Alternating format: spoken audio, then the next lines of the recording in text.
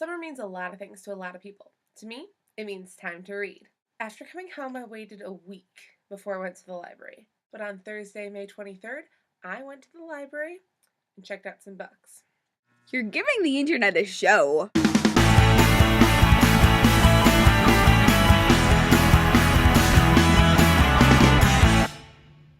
The Perks of Being a Wallflower.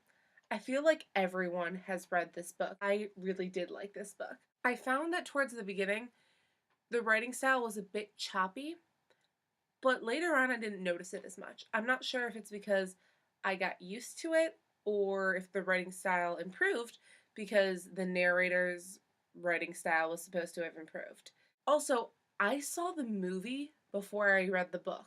I have to say, one of the best text to film adaptations I've seen.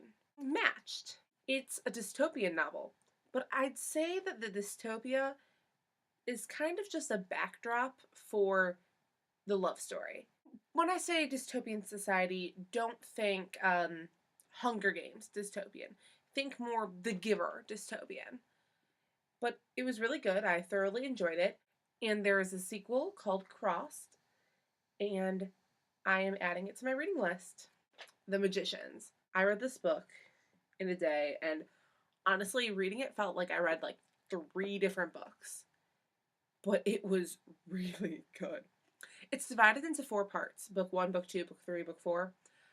Book 1 in itself could be an entire book. It's basically everything a nerd book should be. A good portion of the book was just an ode to the Chronicles of Narnia. It referenced Harry Potter, The Wizard of Oz, The Lord of the Rings, riddled with references. And the main character is a nerd himself. He goes to a school for magic, and it's a college, and he's obsessed with this book series that reminds me a lot of Chronicles of Narnia. And then they go to that version of Narnia. It's just awesome.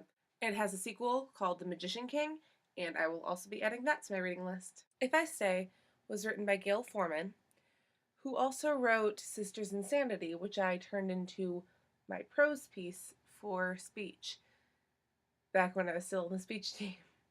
So I knew I liked her writing. Main character gets into a car crash, and her parents die. Almost dead, and she has to decide whether she wants to stay in this world or move on. And it's about her struggle between that. I almost cried at the end.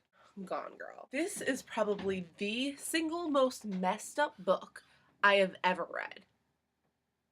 It was awesome.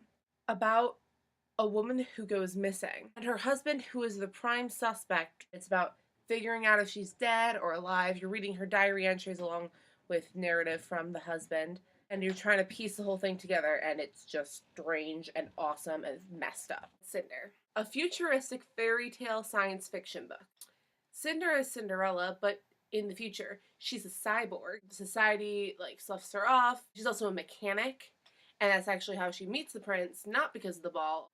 And instead of losing a shoe like Cinderella does, she loses a foot.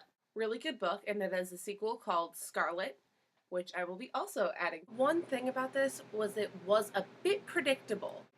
Even the parts that weren't associated directly with Cinderella, you could kind of guess the realizations of the characters we're going to get to.